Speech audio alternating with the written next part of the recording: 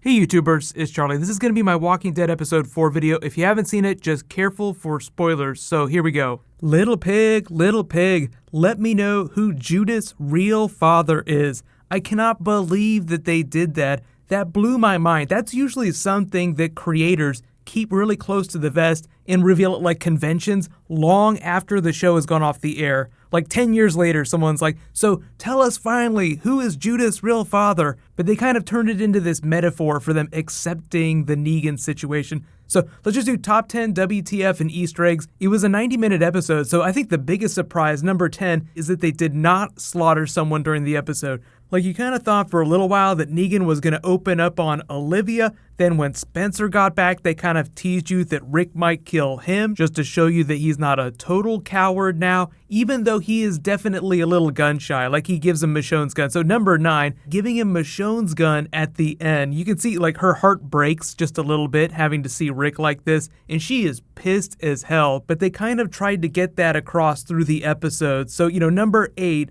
most of the survivors are pissed and still ready to double down, just letting you know that things are shit right now, but it is not the end. Number 7 was Negan's entrance, little pig, let me in. That was a moment that was taken right out of the comics, as was the moment, number 6, with Carl kind of setting up where his arc is. They're speeding through it really fast, so I don't know how much of Carl's story from the comics they're going to do, but they've kind of already given a lot of that to Daryl's character, so it makes me think that they're not going to do a whole lot of Carl Negan stuff from the comics, but he basically stands up to him, get out of here before you find out how dangerous we are. You can see just how young Carl is in the comics when this is all happening compared to how old he is on the TV show. He's way older on the TV show just because the actor's aging so much faster. But number 5, meet Laura. She's another character from the comics. She's the one that kind of shouts out. She has a couple lines later in the episode when they're grabbing all the guns. She's actually from much later in the comics compared to where they are right now, but she is important for Dwight's character, so I'm guessing that they're just speeding up a lot of Dwight comic book story stuff.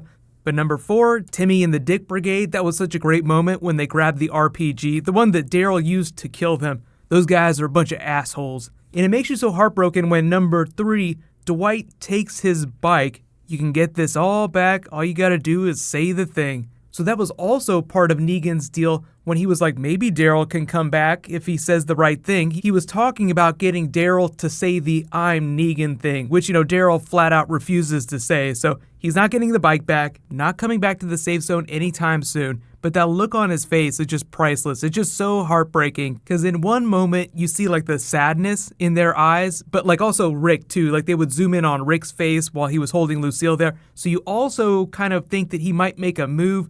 And they found the bike, like the place they found it is actually where Denise was killed. That's why Rosita shouts her out when she was looking for the gun, and where Eugene bit Dwight in the nuts. They were basically rifling through like all their keepsakes, so a lot of them, like Enid's balloons, had special significance, making it that much sadder. And the balloons were actually from a Glenn episode. That was how they signaled the safe zone and distracted the walkers to get away. So the reason she fought so hard to keep the balloons was just to remember Glenn.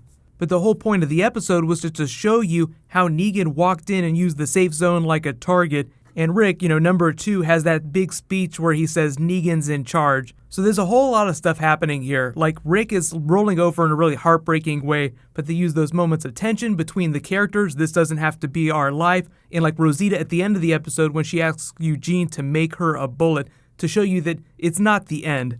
But my number 1 craziest moment was actually a tie between Negan's taunt at the end of the episode, which is also right out of the comics, totally not safe for work. I just slid my business down your throat and you thank me for it. That's like literally right out of the comic book. And then the other Shane speech where Rick remembers Shane and acknowledges Judith as his daughter. So just completely blew my mind. It had been a joke in the fandom for a long time, just saying, aha, yeah, baby Judith, probably Shane's daughter. But since they said it in an episode, it's almost canon. Like the way Rick says it, he just believes it. That doesn't necessarily mean that it's totally true, but you can choose to take it how you will. So you can let me know, do you believe Rick when he says that Judith is Shane's daughter? And even as crazy as that was in the whole episode, it was still fun to remember Shane every once in a while whenever they get the opportunity. But just to reference the smoking tiger in the room, Rick says they don't have enough manpower. They reference Hilltop. Even with them, we don't have enough. They don't know about the kingdom and Ezekiel yet.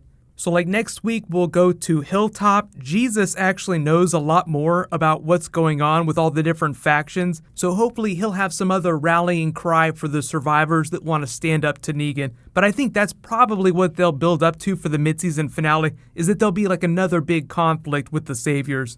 So if you haven't read the comics, there is like a big conflict called All Out War, but it's like way further ahead in the comics. Like it's not anywhere near what's happening right now.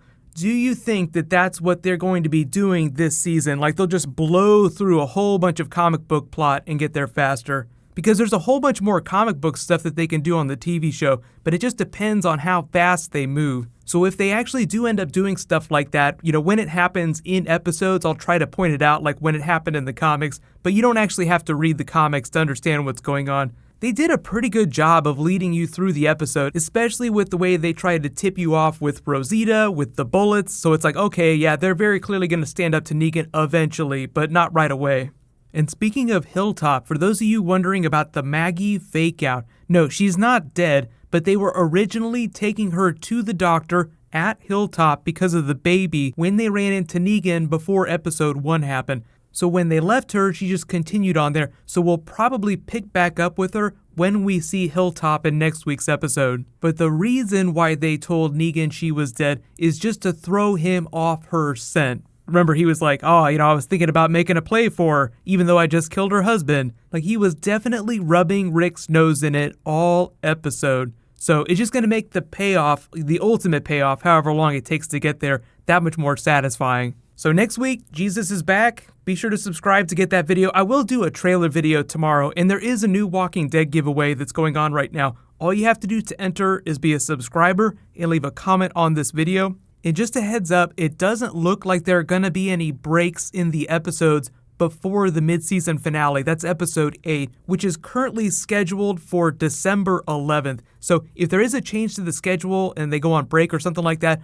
I'll totally do a video about it. But that does sound about right that they would have their mid-season finale sometime earlier in December. So I don't think there's going to be any issues with that. So Walking Dead trailer posting tomorrow. While you guys wait for that to post, you can click here for that Dave Chappelle Walking Dead clip, and you can click here for my Ghost in the Shell trailer video. Thank you so much for watching, everybody. Let's high five. I'll see you guys tonight.